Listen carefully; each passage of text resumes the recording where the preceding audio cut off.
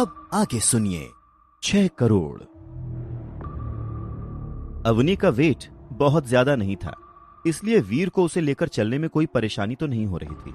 और वैसे भी अगर अवनी का वेट ज्यादा भी होता, तब भी जितने जीन पॉइंट्स इस समय वीर के पास हैं, उससे उसे अवनी को इस तरह लेकर चलने में कोई परेशानी नहीं हो रही थी। तक्षिका गुफा से बाहर निकलने में वीर को ज्यादा समय नहीं लगा और कुछ ही मिनटों में वो गुफा के बाहर खड़ा था। अवनी अभी भी वीर की पीठ पर सवार थी।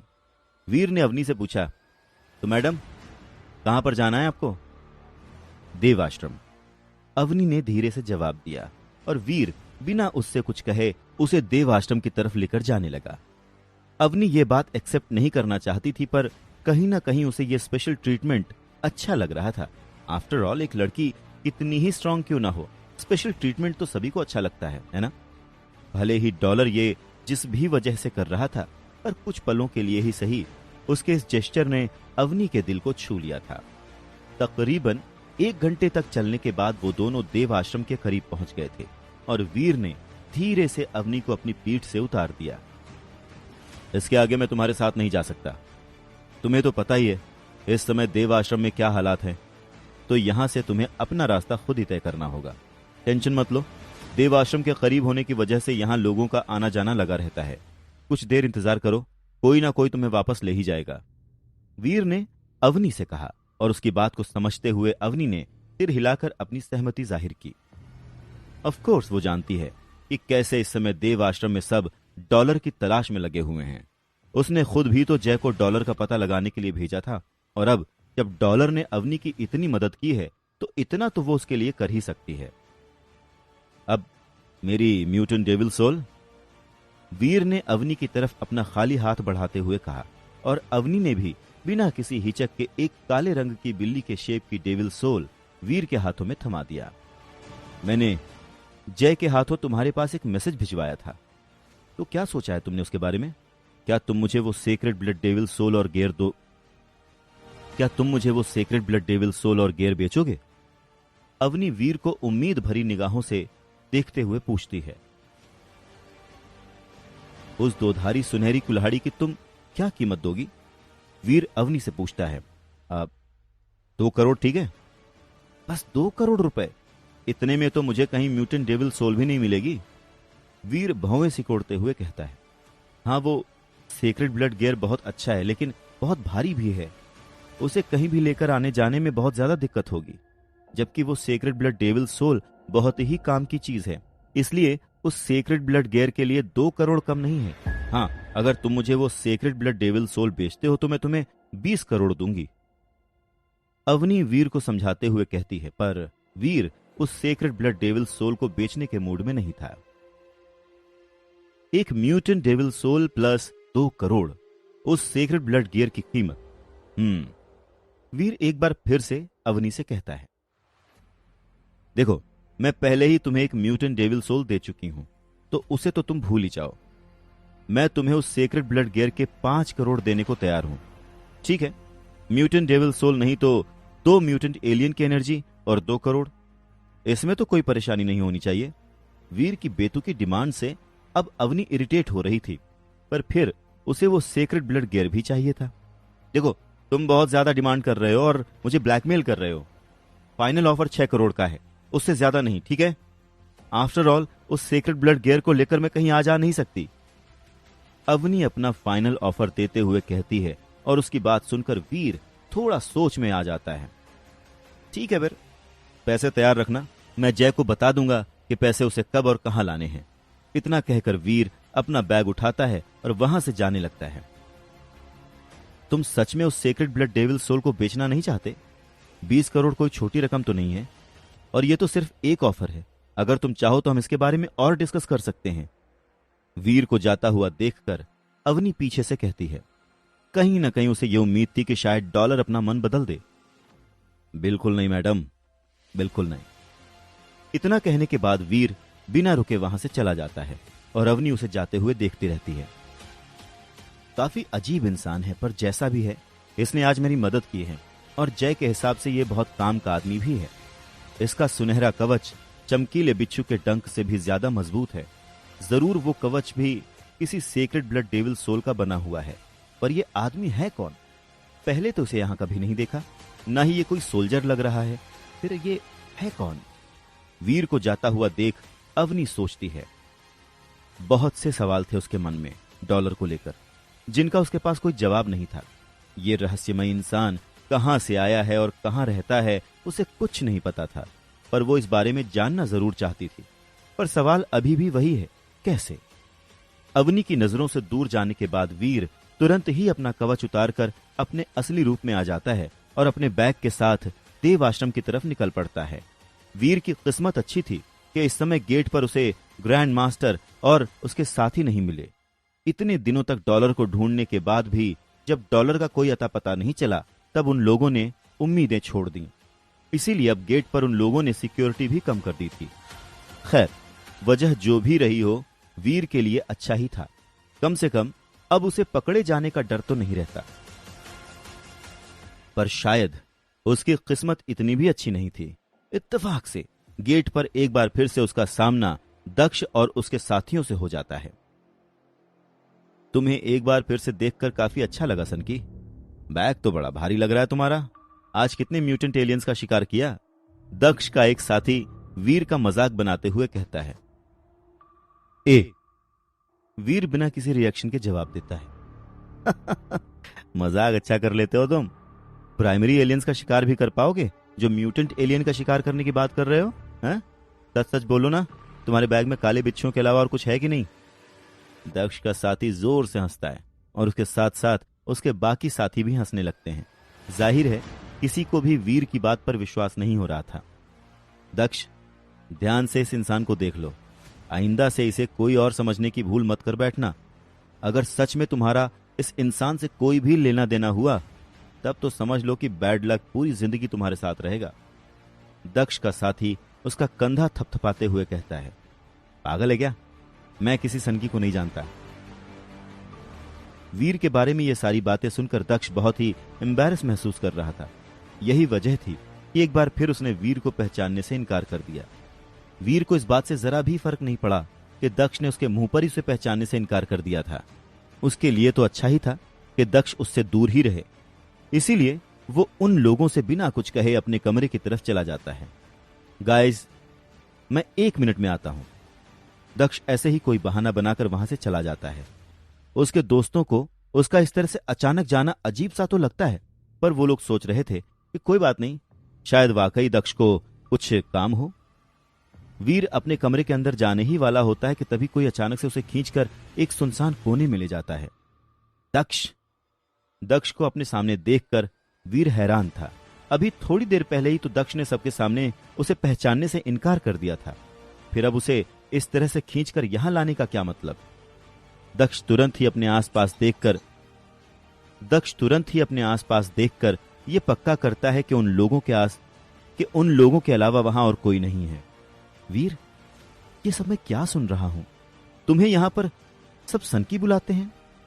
आखिर तुमने यहां इतने कम समय में इतनी गड़बड़ कैसे कर दी? और सबसे जरूरी बात, तुम यहां कर क्या रहे हो? तुम तो पृथ्वी पर किसी दूसरे शहर में जॉब करने गए थे ना, फिर यहां कैसे?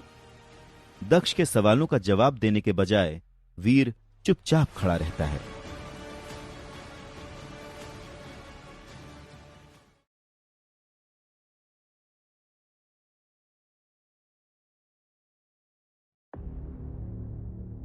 शूरवीर में अब आगे सुनिए, भाई से मुलाकात। अब चुप क्यों खड़े हो? जवाब दो। अभी यहां आए तुम्हें कुछ ही महीने हुए हैं और तुमने अवनी शेरगिल और ग्रैंड मास्टर दोनों के गैंग्स के साथ दुश्मनी मोल ले ली। भाई वाह! और ऐसा कर भी कैसे लिया तुमने? बताओ। वीर को चुपचाप खड़ा हुआ देखकर दक्ष इरिटेट हो रहा था। मैं ये सब करना नहीं चाहता था। दक्ष के हर सवाल का वीर के पास बस यही एक जवाब था, और वीर का ये एक लाइन का जवाब सुनकर दक्ष और ज्यादा इरिटेट हो गया। दक्ष ने वीर को घूर कर देखते हुए कहा, मुझे उस सब से कोई फर्क नहीं पड़ता। मैं बस इतना जानना चाहता हूं कि अगर किसी को पता चला कि मैं तुम्हारा भाई हूं, तो मेरा हाल भी तुम्हारे जैसा हो जाएगा। अपनी की हुई बेवकूफियों के जिम्मेदार तुम खुद हो और मैं उसका हिस्सा नहीं बनना चाहता, समझ गए तुम? इसलिए अगर तुमने किसी को भी बताया कि तुम मेरे भाई हो या मुझे जानते हो तो तुम्हारी सेहत के लिए यह अच्छा नहीं होगा। मैं पहले से बता देता हूं। तुमने तो अपना बेड़ा गर्क कर ही रखा है, पर मैंने यहां अभी अभी शुरुआत की है और मुझे बहुत आगे जाना है। इसलिए मुझसे तुम दूर ही रहना, समझे? श्योर। वैसे भी मुझे कोई शौक नहीं है कि तुम्हें अपना भाई कहता रहूं। वीर दक्ष को बहुत अच्छे से जानता था। बचपन से ही दक्ष ने हमेशा वीर को हर समय हर जगह नीचा दिखाने की कोशिश की है। तो फिर इस एलियन प्लैनेट में उसका वीर को सपोर्ट करने का कोई सवाल ही नहीं उठता। वैसे अगर देखा जाए तो वीर को किसी के सपोर्ट की जरूरत थी भी नहीं। दक्ष के सपोर्ट की तो बिल्कुल भी नहीं थी। इसलिए उसे दक्ष की बात मानने में बस 1 मिनट लगा। बढ़िया है, इस बात को मानने में ही तुम्हारी भलाई है। इस डर से कि कहीं कोई उसे वीर के साथ न देख ले, इतना कहकर दक्ष वहां से तुरंत चला गया। पता नहीं इसको किस बात का डर है। मैं कौन सा मरा जा रहा हूं कि पूरी दुनिया में ये बताता फिरूं, ये मेरा भाई है, ये मेरा भाई है। जब इन लोगों से मेरा कोई रिश्ता ही नहीं बचा तो फिर इसे डर किस बात का है? खैर छोड़ो, ये तो शुरू से ही ऐसा है। मुझे इससे या इसकी बातों से कोई फर्क नहीं पड़ता। दक्ष को जाता हुआ देखकर वीर सोच में पड़ जाता है।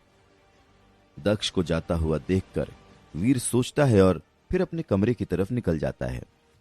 अपने कमरे में पहुंचकर वीर म्यूटेंट चमकीले बिच्छू को अलग करके बाकी सभी बिच्छू जय को बेचने का फैसला करता है।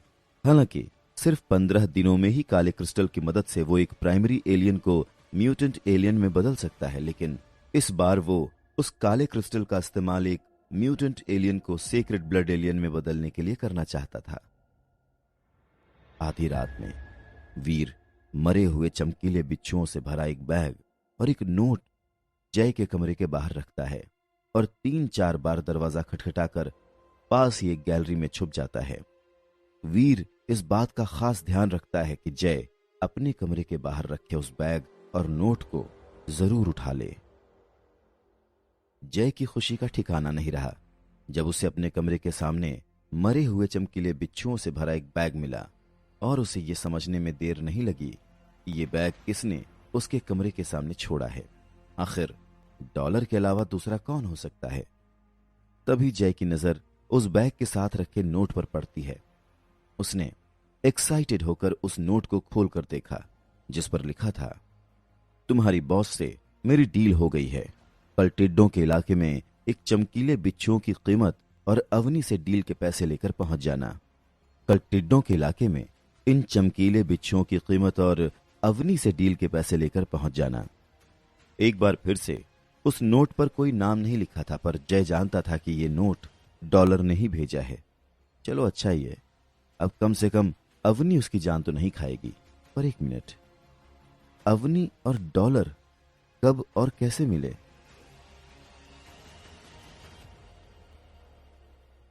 अगर अवनी को खुद ही डॉलर को ढूंढना था तो इतने दिन जय की एनर्जी क्यों वेस्ट कराई? जय की समझ में कुछ भी नहीं आ रहा था। छोड़ो, मुझे क्या, मेरे लिए तो यही अच्छा है कि चलो दोनों मिल तो गए। अब कम से कम अवनी मुझे डॉलर की तलाश में दर बदर तो नहीं भटकाएगी। सानू की, जय ने अपने कंधे उचकाते हुए सोचा और वीर का नोट और बैग लेकर अपने कमरे के अंदर चला गया। अगले दिन डील के मुताबिक जय अवनी के दिए हुए 6 करोड़ रुपए और उन प्राइमरी चमकीले बिच्छों की कीमत के रूप में 80 लाख रुपए लेकर टिड्डों के इलाके में पहुंच जाता है। कुछ ही देर में डॉलर उर्फ वीर भी वहां पहुंच जाता है और बिना किसी देरी के जय डॉलर को वो पैसे दे देता है। जय के साथ बिजनेस करना वीर के लिए हमेशा से ही फायदेमंद रहा है और आज भी जय ने वीर को उसकी उम्मीद से ज्यादा उन चमकीले बिच्छुओं की कीमत दी थी। इसलिए डॉलर बने वीर ने बिना कोई सवाल जवाब किए जय से वो पैसे ले लिए और अगली बार और शानदार चीजें लाने का वादा करके अपने देव आश्रम की तरफ चला गया। अपनी आंखों के सामने नोटों के इतने सारे बंडल देखकर वीर की आंखें चमक उठी थीं। उसने आज तक इतने पैसे एक साथ नहीं देखे थे। यहां तक कि उसके डैड के समय में भी इतने पैसे एक साथ उसके घर पर कभी नहीं आए थे। और अब फाइनली लगता है अच्छे दिन आ गए। वीर को अपने ही ख्याल पर हंसी आ जाती है। अब बस वो जल्द से जल्द अपनी माँ और बहन के साथ अपनी इस खुशी को बांटना चाहता था। इसलिए वीर ने एक बार फिर से घर जाने का डिसीजन ले लिया। और वैसे भी इतने पैसे यहाँ देव आश्रम में अपने घर पर या अपने पास में रखना डेंजरस हो सकता है। ऐसा नहीं है कि कोई वीर के कमरे में आकर इन पैसों को चुरा लेता, बल्कि देव आश्रम के नियमों के हिसाब से कोई भी इंसान दूसरे इंसान के कमरे में तब तक नहीं जा सकता जब तक कि पहला वाला इंसान उसे खुद न बुलाए। यहां तक कि कोई जबरदस्ती भी नहीं घुस सकता। पर फिर भी वीर रिस्क नहीं लेना चाहता था। अगर किसी को भनक भी लग गई कि वीर के पास इतना पैसा मौजूद है तो उसे वीर पर शक हो जाएगा। और फिर क्या पता, कुछ इन्वेस्टिगेशन के बाद वो लोग ये पता लगा लें कि वीर ही डॉलर है। और अगर एक बार सबके सामने ये बात आ गई तो वीर का बना बनाया खेल बिगड़ जाएगा। इसलिए वीर इन पैसों को अपने घर ले जाना ही सही समझता है। वैसे खतरा तो घर पर भी है। जाहिर है इन पैसों को वीर घर पर सजाने के लिए तो ले नहीं जा रहा। इन पैसों से उसे अपने और अपने घर के हालात सुधारने थे। और एक बार जब ऐसा होने लगेगा तब धीरे धीरे उसके रिश्तेदारों को भी पता चल ही जाएगा। वैसे भी वो लोग अभी भी इस बात से हैरान हैं कि वीर ने इतने पैसे इकट्ठा कहां से किए। अब जब दक्ष भी यहां टाइटन ग्रह पर है तो ये चांसेस हैं कि दक्ष उन लोगों को वीर के टाइटन ग्रह पर होने के बारे में बता दे। पर फिर देखा जाए तो उस बात को अभी समय है। दक्ष कौन सा कल ही पृथ्वी पर वापस जा रहा है। जिस तरह से इस समय उसके सिर पर सक्सेस पाने का भूत है, उस हिसाब से तो वो कम से कम 5-6 महीना यहां टाइटन पर रहेगा ही। और तो और टाइटन पर कोई मॉडर्न टेक्निक भी काम नहीं करती। तो ऐसा भी नहीं है कि दक्ष फोन करके अपने घर वालों को इस बारे में कुछ बताएगा। बता पाए। इसीलिए फिलहाल के लिए इन पैसों को घर ले जाना सेफ रहेगा। बहुत देर तक सोचने समझने के बाद वीर इन सभी पैसों को घर ले जाने का डिसीजन लेता है। अगले ही दिन वीर टेलीपोर्ट स्टेशन जाकर अपने शहर पहुंच जाता है। हालांकि अभी अभी कुछ दिनों पहले ही वो देव आश्रम लौटा था, पर फिर ये मैटर भी जरूरी था। वो जानता था कि घर पर सब ये जानकर कितना खुश होंगे। अब उनकी सभी परेशानियां खत्म जो होने वाली हैं। पिछली बार मिले 4 करोड़ में से 3 करोड़ तो घर का मैटर सेटल करने में चले गए, पर इस बार इन पैसों से वीर अपने घर के हालात हमेशा के लिए बदलने वाला था। माँ, अनुजा, जल्दी आओ, मुझे आप दोनों को कुछ दिखाना है। घर पहुंचते ही वीर ने अपनी माँ और बहन को आवाज दी थी। वीर की माँ और बहन दोनों बाहर निकल आईं। वीर को अचानक अपने घर पर देखकर वीर की माँ प्रेरणा रहेजा चौंक जाती हैं। पर यह सरप्राइज उस सरप्राइज के आगे कुछ भी नहीं था जो उन्हें कुछ ही मिनटों के बाद मिलने वाला था।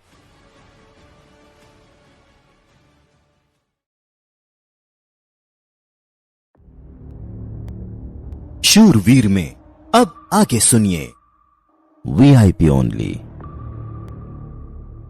अपने सामने बेड पर बिखरे हुए नोटों के बंडल को देखकर प्रेरणा रहेजा यानी वीर की मां हैरत में आ गई और उन्होंने पूछा, वीर, तुम्हारे पास इतने सारे पैसे कहां से आए बेटा?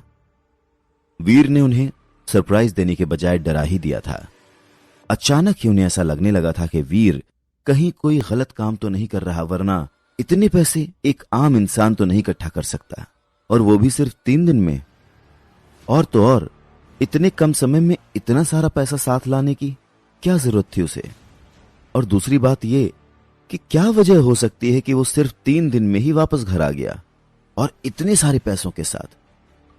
इससे पहले भी उन्होंने वीर से जानना चाहा था कि उसने उन 4 करोड़ रुपयों का इंतजाम कैसे किया था। उनकी किसी भी बात का कोई जवाब नहीं दिया था, और अब फिर अचानक से इतना पैसा लेकर वो दोबारा अपनी मां के सामने पहुंचा था, तो प्रेरणा रहेजा को वीर के लिए डर लगने लगा था। वीर ने अपनी मां को समझाते हुए कहा, मां, रिलैक्स हो जाइए, मैंने ऐसा कुछ भी नहीं किया है जैसा आप सोच रही हैं। मैंने कहा था ना आपसे कि मैं खुराना अंकल की ऑर्गेनाइजेशन में जॉब करता हूं, तो ये पैसे मुझे मेरे प्रोजेक्ट पूरा करने पर मिले हैं। दरअसल 3 दिन पहले जो पैसे मैं लेकर आया था वो बस उस अमाउंट का 40% था, क्योंकि घर बचाने की डेडलाइन निकलती जा रही थी, इसलिए मैं उतने ही पैसे लेकर घर वापस आ गया। जैसे ही मुझे बाकी की पेमेंट मिली, मैं दोबारा घर आ गया। आप बेकार में परेशान हो रही हैं। वीर को कहीं ना कहीं पहले से ही यह पता था कि उसकी मां उससे यह सवाल पूछ सकती है, इसीलिए वो पहले से ही जवाब के साथ तैयार था। पर वीर, तू ऐसा कौन सा काम कर रहा है जो तुझे इतने पैसे मिल रहे हैं? वीर की मां अभी भी कन्विंस नहीं हुई थी। अभी भी उन्हें यही लग रहा था कि वीर उनसे झूठ बोल रहा है। मां, ये सब टेक्निकल प्रोजेक्ट्स होते हैं, आपको क्या बताऊं, आप नहीं समझोगी। अगर आपको मेरी बातों पर विश्वास नहीं है तो आप खुराना अंकल से खुद ही पूछ लीजिए, वो तो झूठ नहीं बोलेंगे ना। डॉक्टर खुराना का नाम सुनकर प्रेरणा रहेजा थोड़ा शांत हो जाती है। सच में डॉक्टर खुराना क्यों झूठ बोलेंगे? आखिर उन्होंने ही तो वीर की जॉब लगवाई है। मैं भी पता नहीं क्या क्या सोचती रहती हूं। प्रेरणा रहेजा अपनी बेवकूफी पर शर्मिंदा होती हैं। फाइनली अपनी मां के चेहरे पर स्माइल देखकर वीर ने राहत की सांस ली थी। एक पल के लिए तो उसे लगा था कि आज उसकी सच्चाई उसकी मां के सामने आ ही जाएगी, पर ऐसा कुछ नहीं हुआ। थैंक गॉड, बाल बाल बच गया मैं तो। आज तो मां पूरे इंटेरोगेशन के मूड में थी। अच्छा ही हुआ कि मैं पहले से ही तैयार होके आया था। आई नो मां से इस तरह झूठ बोलना सही नहीं है, पर सच बताकर मैं उन्हें टेंशन में डालना नहीं चाहता। एक बार बस मैं टाइटन ग्रह पर एक स्टेटस हासिल कर लूं तो फिर मैं खुद मां को सब सच बता दूंगा। वीर ने मन ही मन सोचा। फिलहाल के लिए मुसीबत टल चुकी थी, पर वीर जानता था कि यह बहाना जिंदगी भर नहीं चलेगा। उसे जल्द से जल्द टाइटन ग्रह पर अपना एक स्टेटस हासिल करना होगा, पर पता नहीं ऐसा कब होगा। कहीं ऐसा ना हो कि ऐसा होते होते बहुत देर हो जाए और जिस सच्चाई को वीर अपनी मां से छुपा रहा है वो किसी और तरीके से उनके सामने आ जाए। भैया, ये इतने सारे पैसे हमारे हैं? वीर की बहन अनुजा खुश होते हुए मासूमियत से पूछती है और उसकी बात सुनकर वीर मुस्कुराते हुए कहता है, हाँ, ये मैंने तेरे लिए कमाए हैं। ये फिर तो मैं बहुत ढेर सारे टॉयज खरीदूंगी और बस्किन्स एंड रॉबिन्स आइसक्रीम भी खाऊंगी। आप मुझे मना नहीं करना, ठीक है? खिलाओगे ना? अपनी बहन की इनोसेंस देखकर वीर के चेहरे पर बड़ी ही अच्छी सी स्माइल आ जाती है। आफ्टर ऑल अनुजा अभी इस बात को समझने के लिए बहुत छोटी है कि इतने सारे रुपयों से वीर उसे सिर्फ टॉयज और आइसक्रीम ही नहीं बल्कि एक सिक्योर फ्यूचर भी देना चाहता है। वीर, वैसे तुमने इतने सारे पैसों के लिए क्या सोचा है? प्रेरणा रहेजा वीर से पूछती हैं। मां, इन पैसों से मैं घर के बिगड़े हालात ठीक करना चाहता हूं। इसका मतलब ये नहीं है कि इन पैसों से मैं महंगी गाड़ी या ऐसा कुछ खरीदने की सोच रहा हूं। वो सब चीजें इंतजार कर सकती हैं। सबसे पहले जरूरी है अनुजा का फ्यूचर। अनुजा का स्कूल बहुत जल्द शुरू हो जाएगा और मैं नहीं चाहता कि मेरी तरह वो भी सरकारी स्कूल में पढ़े। ये पैसे उसकी एजुकेशन और घर की बाकी जरूरतों के काम आएंगे मां। और रही बात ऐशो आराम की चीजों की, तो समय के साथ साथ मैं वो भी ले आऊंगा। अब देखना, एक दिन ये घर ठीक वैसा ही होगा जैसा डैड के समय पर था। वीर की मैच्योरिटी देखकर प्रेरणा रहेजा जितनी हैरान थी उतना ही उनको वीर पर गर्व भी हो रहा था, पर उसके साथ साथ उन्हें अंदर से गिल्ट भी फील हो रहा था। आई एम सॉरी वीर, मैं तुम्हारा ठीक से ख्याल नहीं रख पाई और इतनी कम उम्र में मैंने तुम पर इतनी ज्यादा रिस्पॉन्सिबिलिटीज डाल दी बेटा। प्रेरणा रहेजा नजरें नीची करते हुए कहती हैं। वाकई में विहान रहेजा की मौत के बाद वीर ने ही सब कुछ संभाल लिया था। आप कैसी बात कर रही हो मां? आप एक बहुत ही अच्छी मां हो। डैड के जाने के बाद आपने हम दोनों का बहुत अच्छे से ख्याल रखा है और अब मेरी बारी है अपना कंट्रीब्यूशन देने की। बेकार की बातें सोचना छोड़ दीजिए। अपनी मां की आंखों में आंसू देखकर वीर ने तुरंत ही उन्हें हौसला दिया। टाइटन ग्रह पर भले ही वो डॉलर बन के सुपर हीरो की तरह घूमता है, पर असल जिंदगी में उसकी सुपर हीरो उसकी मां थी और वो कभी भी उन्हें दुखी नहीं देख सकता था। अच्छा, अब वो सब छोड़िए, चलिए आज डिनर बाहर करते हैं। बहुत समय हो गया है। चलो अनुजा, आज हम तुम्हारी फेवरेट आइसक्रीम भी खाएंगे। वीर ने अनुजा को गोद में उठाया और बाहर की तरफ जाने लगा। इस भारी माहौल को लाइट करने का उसका तरीका बेहतरीन था। वीर, इतना सब खर्च करने की क्या जरूरत है? मैं घर पर ही बना देती हूं सब कुछ। प्रेरणा रहेजा नहीं चाहती थी कि वीर अपनी मेहनत के कमाए पैसों को यूं ही फिजूल में खर्च करे। बस एक बार वीर अपनी मां का हाथ पकड़ता है और उन्हें भी अपने साथ बाहर ले जाता है। वीर, एक बात मैं तुझसे कहना भूल गई। किसी के भी सामने भूलकर इन पैसों का जिक्र मत करना, और ना ही ये बताना कि तुझे तेरे प्रोजेक्ट में कितना प्रॉफिट हुआ है। मैं नहीं चाहती कि तेरे साथ भी तेरे डैड जैसा कुछ। प्रेरणा रहेजा के पास अपना सेंटेंस कंप्लीट करने की भी हिम्मत नहीं थी। जब से विहान रहेजा की मौत हुई थी तब से वो बहुत बदल गई थी। वो नहीं चाहती थी कि वीर को हाईलाइट करके वो उसकी जिंदगी को भी खतरे में डाले, ठीक वैसे ही खतरे में जिसने उसके पति की जान ली थी। मां, रिलैक्स, मैं किसी से कुछ कहने वाला नहीं हूं। अब पैसे आपके पास हैं तो आप उसका जो चाहे वो करिए, बस अनुजा को किसी तरह की कमी नहीं होनी चाहिए। एक हाथ में अनुजा का हाथ और दूसरे हाथ में अपनी मां का हाथ पकड़े वीर घर से बाहर निकल जाता है। होटल क्रिस्टल, इस नाम के जिस 5 स्टार रेस्टोरेंट में वीर ने जाना डिसाइड किया था, वो शहर का सबसे महंगा रेस्टोरेंट था और पूरे इंडिया में उसकी ब्रांचेस थीं। जाहिर है, फेमस होने के साथ साथ ये रेस्टोरेंट उतना ही महंगा भी था। सस्ते से सस्ता बिल भी यहां 20,000 से नीचे का नहीं होता था। इस रेस्टोरेंट में एक आइसक्रीम काउंटर भी है जहां पर अनुजा की फेवरेट आइसक्रीम मिलती है। वीर को याद है, बचपन में वो अपने डैड के साथ इसी रेस्टोरेंट में आया करता था। उसके डैड हमेशा ही उसे उस रेस्टोरेंट में आइसक्रीम खिलाया करते थे, पर जब अनुजा पैदा हुई तब तक वो लोग बैंकरप्ट हो चुके थे। साथ ही साथ अनुजा के पैदा होने के बाद कुछ समय बाद ही विहान रहेजा की मौत भी हो गई थी। इसलिए वो लोग इस महंगे रेस्टोरेंट में खाना अफोर्ड नहीं कर सकते थे। पर अब समय बदल चुका है। वीर ने जो सैक्रिफाइसेस किए सो अलग, पर अनुजा को अब कभी कोई सैक्रिफाइस नहीं करना पड़ेगा, फिर चाहे वो किसी भी चीज के लिए क्यों ना हो, आइसक्रीम के लिए ही क्यों ना हो। जब वीर अपनी मां और बहन के साथ होटल क्रिस्टल पहुंचा, उस वक्त तक सभी सीटें भर चुकी थीं और आइसक्रीम काउंटर पर एक लंबी लाइन लगी हुई थी। चलिए ऊपर चलते हैं। रेस्टोरेंट में आने से पहले वीर ने खिड़की से देखा था कि सेकंड फ्लोर करीब करीब खाली ही पड़ा हुआ था। नीचे तो एक भी सीट नहीं बची थी और वीर अपनी मां और बहन को इस तरह से खड़ा नहीं रखना चाहता था। इसलिए उसने सोचा कि वो प्रेरणा और अनुजा को ऊपर बैठने के लिए बोलकर खुद यहां लाइन में लग जाएगा और अनुजा के लिए आइसक्रीम खरीद लेगा। वो आगे बढ़ ही रहा था कि सीढ़ियों पर ही एक वेटर ने उन्हें रोक लिया।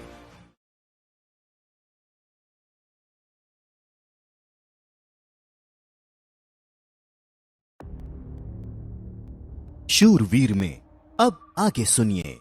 नया डिवाइस। रेस्तरां के नीचे के माले पर भीड़ भाड़ से बचाने के लिए वीर अपनी मां और बहन को ऊपर की मंजिल की ओर ले जा रहा था कि सीढ़ियों पर उसे एक वेटर ने रोक लिया। वेटर ने कहा, आई एम सॉरी, लेकिन आप ऊपर नहीं जा सकते। वेटर की बात सुनकर वीर थोड़ा कंफ्यूज हो गया। वीर ने उस वेटर से पूछा, पर क्यों, क्या ऊपर सीटें भर गई हैं? जवाब में वेटर ने एक गहरी सांस ली और दीवार पर लगी नोटिस की तरफ इशारा कर दिया। भले आप पहली बार हमारे रेस्तरां आए हैं, पर फिर भी आपको हमारे रूल्स पता होने चाहिए।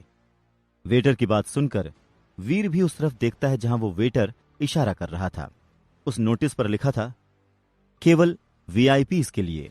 नोटिस देखते ही वीर को सारी बातें समझ आ गईं। साथ ही साथ ये भी समझ में आ गया कि वो वेटर इनडायरेक्टली उससे ये कहना चाह रहा था, सेकंड फ्लोर का एरिया केवल और केवल वीआईपीज़ के लिए है और वीर और उसकी फैमिली जैसे आम लोग वहां पर अलाउड नहीं है। अब वीर को समझ आया कि क्यों इतनी अच्छी डेकोरेशन होने के बावजूद सेकंड फ्लोर इतना खाली है।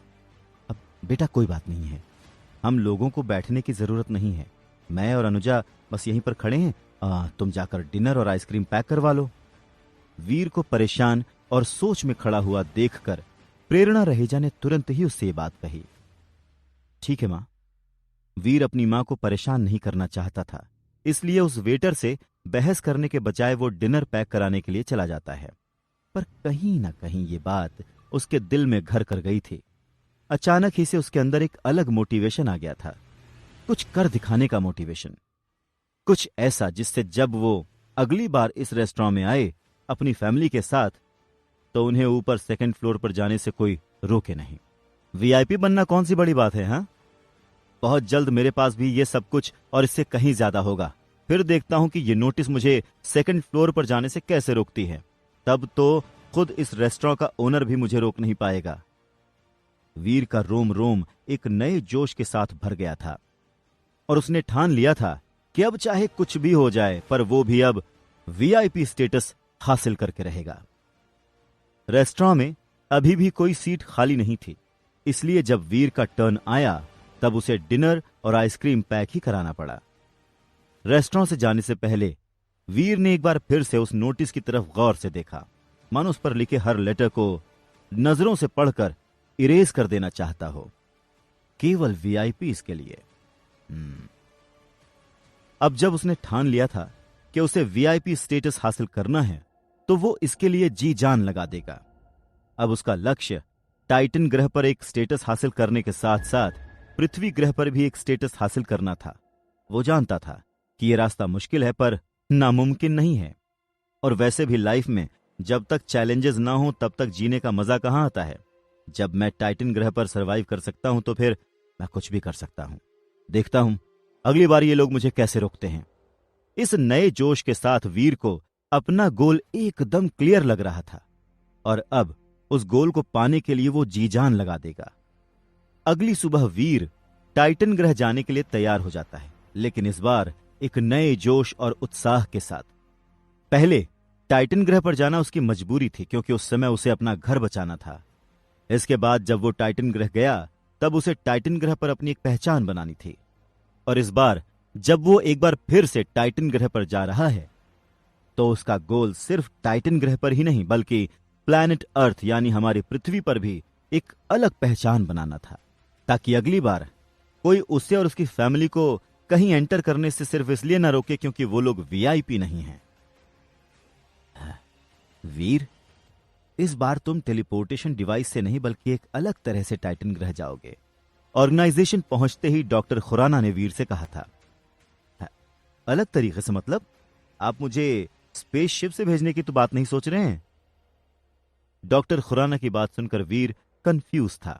आफ्टर ऑल डॉक्टर खुराना ने ही तो बताया था कि टेलीपोर्टेशन टेक्निक किसी भी जगह जाने की सबसे फास्ट टेक्निक है। नहीं नहीं, तुम चिंता मत करो, मैं तुम्हें स्पेसशिप से नहीं भेज रहा। तुम टेलीपोर्टेशन टेक्निक के जरिए ही जाओगे, बस तरीका थोड़ा अलग होगा। डॉक्टर खुराना ने हंसते हुए वीर से कहा और उनकी हंसी देखकर वीर और ज्यादा कंफ्यूज हो गया। अंकल, एक तो ये आपकी घुमा फिरा के बातें करने की आदत ना मुझे बिल्कुल पसंद नहीं है। आप कहीं भी सीधे पॉइंट पर क्यों नहीं आते हैं? मुझे ऐसा लगता है जैसे कि मैं बिग बॉस का फिनाले देख रहा हूं, जहां आधे घंटे तक फुटेज खाने के बाद विनर डिक्लेयर किया जाता है। जाहिर था कि डॉक्टर खुराना की बात सुनकर वीर बहुत ही ज्यादा इरिटेटेड था। पता नहीं क्यों डॉक्टर खुराना हमेशा पहेलियों में ही बात करते हैं। अरे बाबा, तुम तो नाराज हो गए। अच्छा चलो, मैं तुम्हें कुछ दिखाता हूं। इतना कहकर डॉक्टर खुराना वीर को अपने साथ ऑर्गेनाइजेशन की 3rd फ्लोर पर ले गए। ऑर्गेनाइजेशन के 3rd फ्लोर पर पहुंचते ही वीर को अपने सामने एक बड़ा सा प्लेटफॉर्म नजर आ रहा था, जहां पर एक ट्रेन खड़ी हुई थी और कई लोग उसे बोर्ड कर रहे थे। ट्रेन के इंजन के पास सफेद रंग के कपड़े पहने एक आदमी खड़ा हुआ था, जो ट्रेन के अंदर जाने वाले सभी लोगों का रिकॉर्ड रख रहा था। अंकल, दिल्ली का राजीव चौक मेट्रो स्टेशन यहीं शिफ्ट हो गया क्या? इतनी भीड़? अपने सामने का नजारा देखकर वीर हैरान था। वाकई में इस समय उसे ऐसा लग रहा था जैसे कि वो किसी साइंटिफिक ऑर्गेनाइजेशन में नहीं बल्कि किसी क्राउडेड रेलवे स्टेशन या मेट्रो स्टेशन पर खड़ा हुआ है। वैसे भी ये ट्रेन देखने में तो मेट्रो ट्रेन के जैसी ही है। प्लेटफॉर्म पर खड़ी सिल्वर रंग की ट्रेन को देखकर वीर ने सोचा, तुम वाकई में बहुत अच्छा मजाक कर लेते हो। खैर, ये दिल्ली का राजीव चौक मेट्रो स्टेशन तो नहीं है, बल्कि हमारी ऑर्गेनाइजेशन का नया टेलीपोर्ट स्टेशन है। अभी कुछ समय पहले ही हमने इसे इन्वेंट किया है। डॉक्टर खुराना ने हंसते हुए वीर को बताया और उनकी बात सुनकर वीर थोड़ा और कंफ्यूज हो गया। कुछ समय पहले? अरे पर मैं तो अभी 4 दिन पहले ही टाइटन ग्रह होकर आया था, तब तो ऐसा कुछ नहीं था। और ये एक मिनट, मैंने इस तरह की कोई चीज कहीं देखी है। कहाँ देखी है?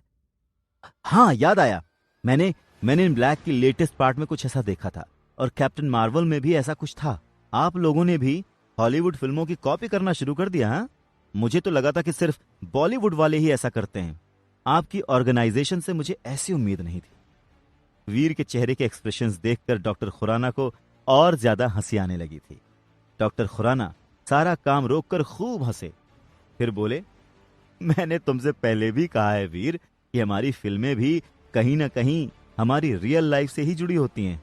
खैर छोड़ो, तुम ये नहीं समझोगे। और रही बात इस टेलीपोर्ट स्टेशन की, तो 4 दिन पहले जब तुम टाइटन ग्रह गए थे उस समय ये टेस्टिंग स्टेज पर था, इसलिए तुम्हें इस बारे में कुछ नहीं पता। आज से टाइटन ग्रह जाने के लिए ये तुम्हारा नया मीन्स ऑफ ट्रांसपोर्ट होगा, समझ गए? फिर डॉक्टर खुराना ने वीर को बहुत सारी बातें समझाई और उनकी बात सुनकर वीर सोच में पड़ गया।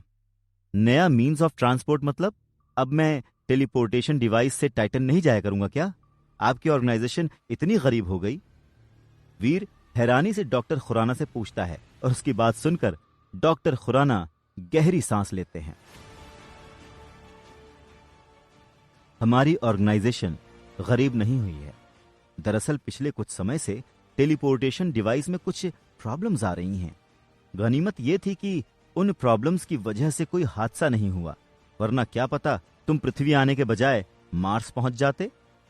डॉक्टर खुराना ने कहा, और फिर वो हंसने लगे। उनकी बात सुनकर वीर ने उन्हें इस तरह देखा मानो कि उनके सर पर 2 सींग निकल आए हों। इतनी बड़ी बात, और डॉक्टर खुराना उसे अब बता रहे हैं। अगर वाकई में उसे कुछ हो जाता तो? तुम चिंता मत करो वीर, मैं तुम्हें कुछ नहीं होने दूंगा। और वैसे भी तुम सेफ हो ना, तो जो बीत गया उसके बारे में क्यों चिंता कर रहे हो?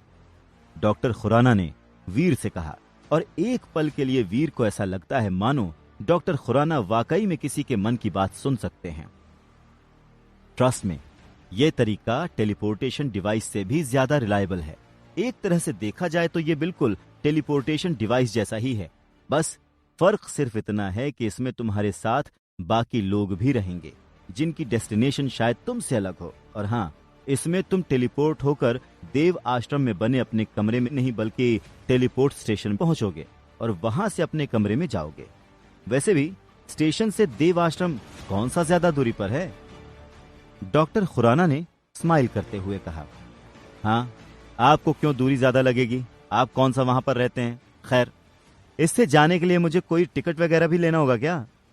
वीर गहरी सांस लेते हुए कहता है, और जवाब में डॉक्टर खुराना ने उसकी तरफ एक पास बढ़ा दिया।